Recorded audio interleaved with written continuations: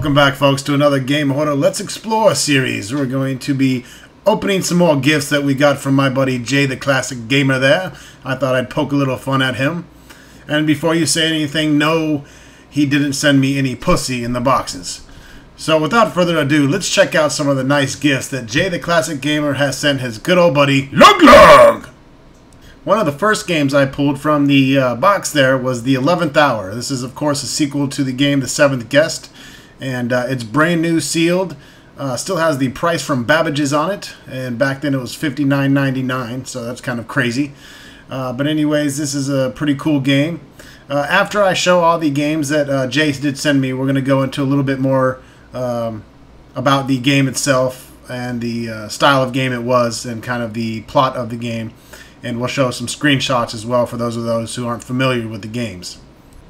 The next game Jay sent me was Ultimate Domain. This is kind of a Populous style game, for those who know what Populous is. It's pretty cool, strategy game. It's in perfect condition pretty much, complete with the book and the CD-ROM and all the reference cards that came with it. So this was also a nice treat to get from my boy Jay there. Murder Club. This is another game that Jay sent me. It's open but complete with the book and the disc. This is made by the same company that did the Carmen Sandiego series, and it's kind of a text adventure game with some graphics while you obviously go around as a detective figuring out different situations about murders. I had actually never heard of this game until Jay sent it to me, but it will definitely make a great addition to my collection.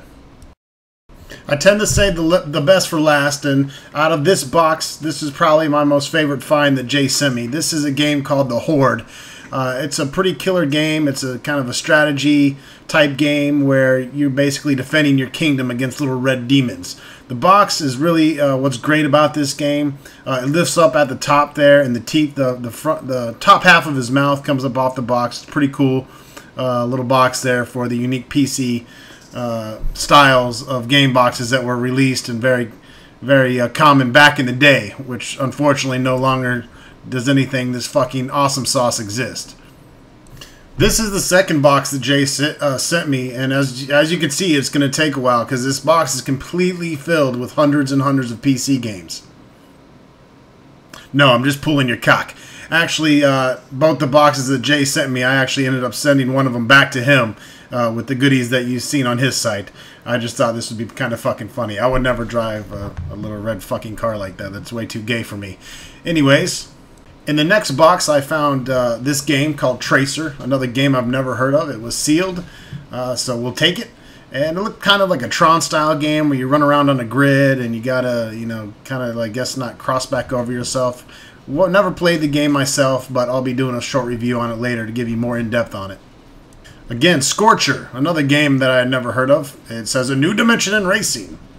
But if it was labeled at $9.99, I'm not sure how great of a dimension that would be.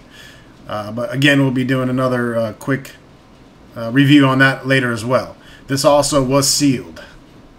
Another game Jay sent me was Bedlam. This is a sealed copy, of course, as you can see the seal in the price tag. This game you control 3 different robots and basically blow the shit out of everything. Pretty fun game back in the day, reminiscent of the Syndicate type games or Crusader No Regret, Crusader No Remorse types games that Origin did. Night Hunter was also sent to me by Jay the Man. It's a sealed copy. In this game you actually play as Dracula himself. It's a side-scrolling action type game made by Ubisoft. And yeah, definitely a cool find and a cool addition to the collection. Toon Strike, sealed. A little bit of box damage on it, but still sealed and still in great condition considering its age. This game actually stars Christopher Lloyd from the Back to the Future movies. And it's kind of like whatever that fucking, you know, Roger Rabbit movie, kind of that ilk. It's more of an adventure game where you walk around and do shit, you know. It had extremely cool cartoony graphics for its time, so it was definitely something to look out for back in the day when it was released. This was probably the game that really stole the show for me. Crime Wave sealed. Now, this might not mean as much to other people as it does to me, but to me this is probably one of the greatest things that Jay has ever sent me. I've actually been looking for a box copy of this game for quite a long time. This was the very first PC game I ever played on my own computer. Back when computers were still in the 286 processor stage, I had a 12 megahertz computer with a turbo button that would boost it up to like 14 or 16 megahertz. A couple megs of RAM and a 5 1/4 floppy drive. Sound cards didn't even exist back then. The other game that I played at that time was Wizard Wars, which I already have in my collection. But yeah, when Jay told me he was sending me a sealed version of Crime Wave, I tell you what, I fucking jumped out of my pants. And that's it for the games, but Jay did slip in one more little treat for me. Now, obviously, this isn't a picture of mine because I stole this from VintageSierra.com, but Jay also sent me a Quest for Glory 1 hint book with the little red scanner bar. The book was, had some wear and tear on it. Well, no tear, but it was a little beat down, but that's okay. I actually owned the original Heroes Quest book before Sierra had to change the name to Quest for Glory due to copyright infringement. So this was a great addition to throw into the VGA version that I have of this game. Okay, so what I'd like to do now is kind of go over the back of the box for each game and read to you about it and what it entails to kind of give you a better idea. Let's start off with the 11th hour. In the 70 desolate years since the horrifying murders chronicled in The Seventh Guest, the town of Harley has been ominously silent. Only when journalist Robin Morales vanishes while investigating the rotting abandoned mansion of legendary toy maker Henry Stoff do events resurrect the malignant past. As Robin's colleague and lover Carl Denning, you come to the ravaged estate to find her. What you will cover in the decaying chambers embroils the entire town in a deadly legacy of madness. Weaving a feature-length, powerful graphic video through the 11th hour, the sequel to The Seventh Guest, the renowned developers at Trilobite have created the most cinematic challenge to date. A wide array of games, puzzles, and quests cleverly underscores the time-blending contemporary adult mystery. Only the deepest horrors of the mind could spread such terror in the night. The features fully explore over 22 beautifully rendered rooms with faster, smoother 3D graphics than ever before. Participate in a suspenseful interactive drama directed by David Wheeler, written by the Seventh Guest author Matthew Costello, featuring first-rate actors and a new musical score by The Fat Man. Solve 3 CDs worth of diverse and perilous challenges. Get on-screen hints instantly with the gamebook. No backtracking necessary. Watch high-quality full-motion video without any additional hardware required. Every moment is riddled with intrigue. 3 mysterious women are your only guides. Will you find Robin and unearth Stoff's fate at last, or seal your own forever? It all must come together at the 11th hour. Next up, Ultimate Domain. Ultimate Domain, a highly underrated empire building game. Ultimate Domain, or Genesia as it is known in Europe, plays a bit like a cross between Bullfrog's Populous and Sid Meier's Civilization, but with some unique twist. The plot goes as follows. A long time ago, the king of Genesia defied the gods by giving the sacred jewels to his beloved. Angry, the gods cursed the land, resulting in years of drought and starvation. Years later, 3 of the king's descendants are returning to the land. Only one can obtain forgiveness of the gods by recovering the jewels of Njord. There are 2 ways to win the game. Either you become the first to recover the 7 of the 9 jewels, or eliminate all of your adversaries. Since the jewels are scattered across the land, though, the 2 ways will require similar strategies, since you must invade the enemy's land to capture their jewels, and defend your own against attack. Gameplay in the Ultimate Domain is definitely its strongest point. It is a multifaceted, varied, and gets deeper as more engaging as more you play. Though it bogs down in later stages due to micromanagement, there is no auto-build option, for example. As with other empire building classics, success in Ultimate Domain requires a fine balancing act between economics, military, and research on your new technologies. Trade is crucial for obtaining raw materials you don't have in your lands, which are needed to construct buildings. Similar to Sid Meier's colonization, each citizen of the land must be assigned jobs: settlers, architects, woodmen, farmers, and so on. Proper allocation of your workforce is therefore key to winning the game.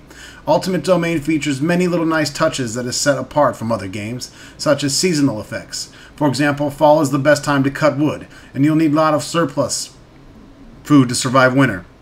The graphics change to reflect what season you are in, and are quite pleasant to look at, although the overall color tone of the game is a bit dull. Another neat touch is the numerous technologies, here called crafts, you can research and implement via inventions built by your inventors, who much work in workshops built by architects. There are over 70 inventions you can develop, most of which, such as balloons and swords, are just a lot of fun to observe once they are put into action. You can also hang out in the tavern to listen to adventures, tips on locations of jewels, and make offering to the gods, to the temples, to raise the morale of your population. Next up on the list is Murder Club. Not to be confused with Murder, She Wrote. Lord knows how that stinky old wrinkly bitch got her own video game. You are a detective in Liberty City, a metropolitan land of the 80s-style urban capitalism. Wealthy businessmen and or their family members conspire in various shady dealings to make an extra buck in the day, then to retire to their mansions in Liberty City, suburbia. Bill Robbins, a prominent man from a powerful family, has been found murdered, stabbed to death in his fucking face on the grounds of a local college campus. Your job is to navigate text menus to gather information from the citizens of Liberty City. There are dozens of locations and people to interview, and you can even get search warrants to look for evidence. Once you have enough evidence, you can get a suspect arrested for interrogation. Very cool. Any game that lets you arrest someone, take them to a room and scream, "I know you did it," over and over again, deserves some serious fucking respect. But be warned, this game is very deep, and you will need to take notes. You will have to visit, and revisit locations and people to find new clues. Some evidence won't be found on the first search, asshole. In practice, this can become somewhat tedious and unrealistic. Some evidence won't even be noticed until some seemingly unrelated topic has been discussed with some specific resident of Liberty City. This inevitably leads to points in the game where the player is left not knowing where to go next. Sometimes this shot-in-the-dark style detective work can become frustrating. Onto the Horde! One of the few action games that offer an excellent mix of action and strategic elements, the Horde casts you to the role of Chauncey, a lowly serving boy who became a knight after saving the king's life from asphyxiation. In the strategic phase at the start of each mission, you must develop your fiefdom by building houses, farms, etc. within the time limit. The second phase is when you get to whack the Horde monsters and snicker as they fall into your traps. What makes the Horde different from and superior to most other action games is the excellent blend of strategy and action. Success in the game requires you to plan ahead, and the number of houses, farms, and other structures in your fiefdom continue to grow from mission to mission. You must help your village grow, which requires money, obviously, while balancing the cost of defending it and paying taxes. You don't get much time to prepare for the next Horde invasion, so quick thinking is also necessary. Simply putting up fences around your village isn't going to cut the mustard, as the Horde monsters are not as dumb as they look. Game graphics are excellent for the era, although many people have trouble running the game on the new 3D cards. Nice landscapes will take you from desert to swamp to Arctic land. The enemies and effects are well done, and the cinematic cutscenes are splendid. The control is where the game falters a bit. It's clumsy and sometimes confusing in the game where you can't afford such time wasters. But overall, the Horde is a fun, addictive, underrated gem. Zany humor and many hidden surprises round off one of the best action underdogs ever. Highly recommended for its time. Next up is the game Tracer. Honestly, I thought when I first saw this game that it was going to be a Tron ripoff game where you race around on the little tiny bikes back in the old school arcade days. You remember that shit? You remember that fucking awesome game? Turns out Tracer isn't really like Tron. Launch into cyberspace with a deadly virus snapping at your heels. Don't look back, motherfucker. It's gaining ground. You must plunge closer to the data core to avoid certain death. Hacking was never more difficult or fun in a strategy game that lets you take to the edge of the techno threshold and back. You must make it out alive, or the GameHorder will kick your fucking skull to pieces. Others before you have tried and failed. Descend through more than 50 mind-wrenching levels. Mastermind your own game by creating new levels with a level editor. Control the camera angles for more efficient use of your precious time. Ooh, camera angles. Navigate motion-captured characters through cyberspace. Collect colored pads to build strategic pathways. Experience single-player action and up to 8-player network mayhem. LAN party, anyone? Surround yourself in a real-time 3D texture mapping environment. Listen to the cool techno soundtrack on a regular CD player. Fuck yeah! Alright, let's play Tracer! And then shoot ourselves! Next up is Scorcher. Scorcher is an innovative racer that combines elements of Wipeout and Marble Madness with mixed results. Although the game has many outstanding 3D race courses that are very imaginative and fun to drive on, it doesn't offer enough features to maintain interest after you've tried every course. The game's storyline is virtually shit, so it suffices to say that you drive Scorcher, a futuristic speed bike, competing with others on various courses. You can use turbo boost to accelerate and jump, but other than that, the bikes don't handle much differently than 20th century bikes. All of the game's 6 tracks are very well designed or very well designed, depending on if you're dyslexic or not, and are a lot of fun to navigate through.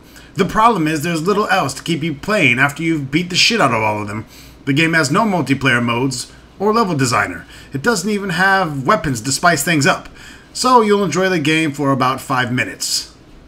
After, you probably go back to tracks and Wipeout. Scorcher is fun for a while, too bad it's for a short while.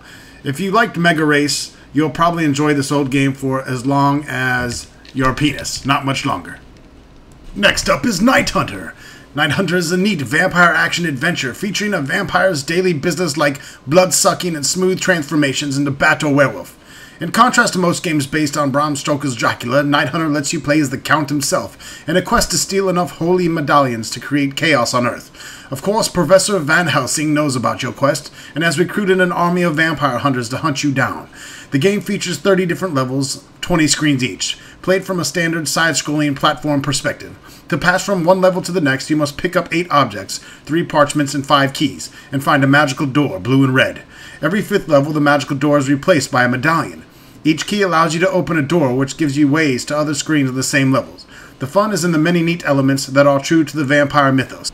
For instance, you can transform into a bat or werewolf, and you must enter a crypt at daybreak to avoid sunlight. I want to suck your blood. Next up is Who Framed Toon Strike. You control Drew Blank. Hardy har, get it? Drew Blank, as in you drew a blank. Disgruntled animator of the Fluffy Fluff Bun Bun Show. A cartoon so vapidly sweet, it makes the Care Bears look like Fritz the Cat. Through a freak accident, actually he just falls asleep, Blank is sucked into a cartoon world, which is split into 3 territories. The happy Cutopia, the wacky Xanadu, and the evil Malevolans. Count Nefarious, overlord of the Malevolans, has created a machine called the Malevolator, and has begun wreaking havoc on Cutopia, destroying the landscape and transforming the cheery denizens into sinister shadows of their former selves. In order to get home, Drew must help King Hugh, the happy-faced ruler of Cutopia, build a cutifer to change things back to how they were before. That's pretty much the first half of the game, in which you must find various pieces needed to build the cutifer. The scavenger hunt makes for some great traditional puzzle solving. At every point in the first chapter, it's clear exactly what you need to be doing. Not that Toon Strike is easy, it isn't. But the challenge comes from figuring out how to do something, and not what you need to be doing, which is an extremely refreshing change from the almost total lack of logic common in most contemporary adventure games. It also helps that the game is funny, drawing its humor mostly from the pop culture references. There are dogs who talk like Ross Perot and bodybuilders who talk like the Pump You Up guys from Saturday Night Live. There are some bits of original humor, such as the sinister wolf that speaks almost entirely in malapropisms. Stick around a momentos, fellas, I got a little flavor to ask ya. It's all really cute and amusing, but it's not until the end of the first half that the game gets truly hilarious. I don't want to spoil anything, but the intermission is the first time I've laughed out loud while playing a computer game in a long fucking time. The second half of Toon Strike follows a somewhat more traditional path. Stuck in Nefarious' castle, you must escape and find your way home. At this point, however, the traditional adventure becomes convention's work. Toon Strike is such a well-crafted game, it's hard not to enjoy yourself. The voice work is excellent, and the story is amusing enough to get you through the slow parts. In the end, though, it's the puzzles that make the game so fucking great. And finishing Toon Strike only made me wish there was a sequel looming on the horizon. I will be LPing this game, no doubt. Last but not least, Crime Wave. I'm going to do something a little different with this review. I'm just going to go ahead and show you some gameplay I recorded a while ago, and I don't think many of you have seen. So let's go ahead and enjoy the introduction of the game and some of the first few minutes of gameplay. The year is 1995. A powerful crime syndicate has taken over large areas of our major cities, turning them into vast criminal wastelands. Arson, extortion, drug distribution, murder, and now butt sex.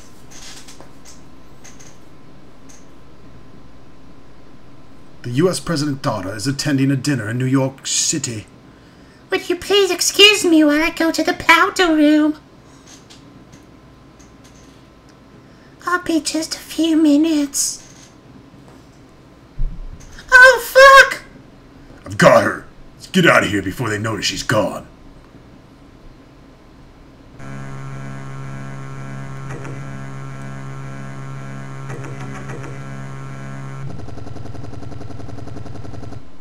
Yeah, boss, this is Eddie. We got the girl. Those clowns didn't have a clue what the fuck happened. We'll be at the warehouse in about 5 fucking minutes.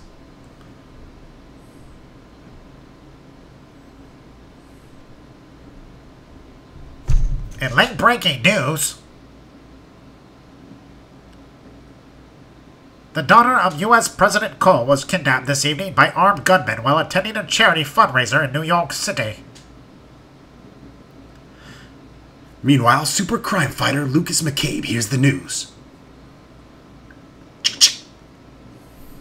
This sounds like the work of Kingpin. I was wondering when he'd crawl out from that fucking rock of his. Determined to save the girl, Luke first checks his crime computer. Wonder what I'm up against here. Let's see what that computer has to say.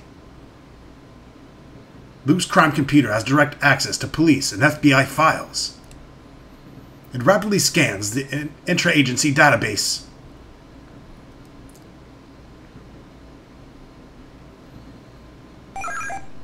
Scanning, please stand by. File, Brittany Cole, age 25, single, 5'7", 115, eyes hazel, hair brown, big ass fucking titties.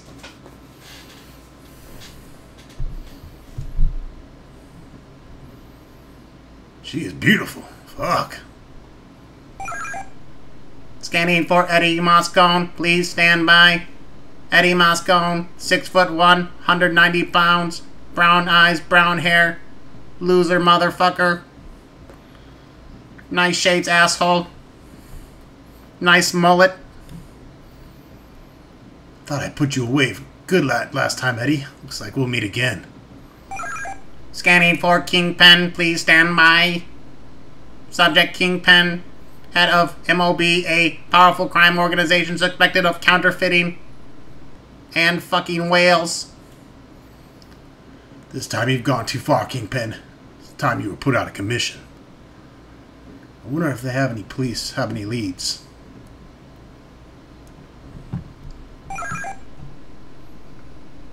The police report that Eddie Moscone was just spotted at the train yard on the west side. Eddie's believed to be one of the armed perpetrators involved in last night's kidnapping. Well, looks like I'm going to have to visit the train station. Fuck up an old friend. I mean, pick up an old friend. I mean, kick the shit out of an old friend.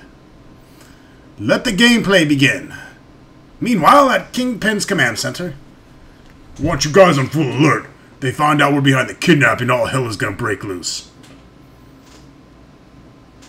No problem, KP. With this new surveillance system, we can track movement throughout the city. And with all the firepower and men we have, the mansion is virtually impenetrable.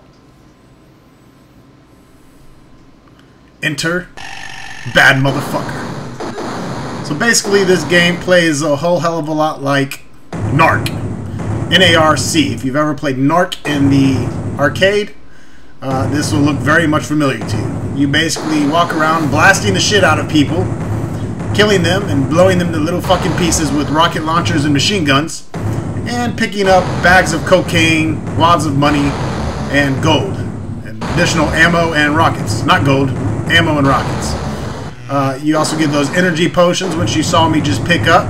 That revives your health there, which is on the left bar there. And as you can see, a lot of limbs fly around on the screen, and a couple heads or two. You can see why I instantly fell in love with computer games. If this was the first one I ever played as like a, 9-10-year-old kid. You can jump up and shoot those fuckers in the train. I probably don't. I made this video more or less just to show the gameplay, so I'm not really trying to dodge bullets. Probably gonna die quite a few times here.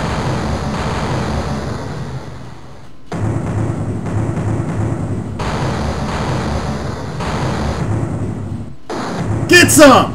Get some! Yeah, get some! That's right, motherfucker. Give me your cash money, hoes! Yeah, motherfucker, die! So basically, the levels aren't too long. You can also shoot different objects like you see there. I blast open a dumpster and collect a whole shit ton of cocaine, which I'm going to go snort when I'm done with this level. That there was a little extra man. And that gives me full health, which saves me from dying. That's nice. We'll go ahead and exit the screen here. Now, as you progress through the games, you fight several different enemy types. You fight ninjas and bums and all kinds of crazy shit. And in the very last levels, which we won't be getting to, you fight a bunch of mechs and all kinds of crazy shit. And then finally fighting the boss, who's in a giant robotic mech shit kind of thingy. If you'd like to see more of the video, if you search for GameHorder space Crime Wave, I'm pretty sure my video will show up. It's only about 10 minutes long though. I'm going to cut this short just so we can wrap this up, since this is about Jay's package that he sent me and not Crime Wave. Ninja! So this is the second level here where you end up fighting ninjas, but you're not going to get to see very much.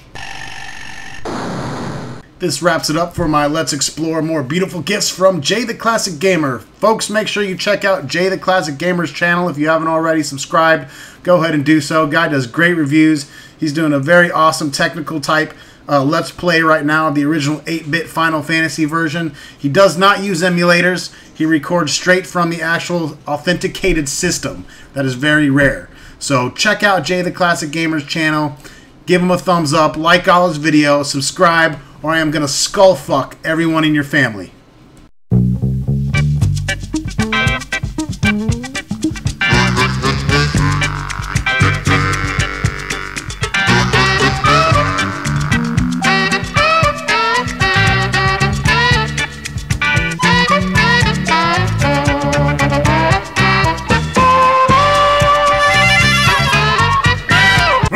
Turn that goddamn music off! Lug have to say something before the show ends. Fuck you, GameHorder, you dick licker. I would like to say thank you to all my subscribers that subscribe to Lug's channel. It's also very nice of you to let GameHorder think that he is the one you are actually subscribing for. Stay tuned. Very near in the future, we will be doing Dark Sun 2, and Lug will be looking very pimptastic in its purple tutu. I'd like to give a shout out to my sister Nug and my girlfriend Fifi. Alright, that's it. Bye-bye for now. Bye-bye.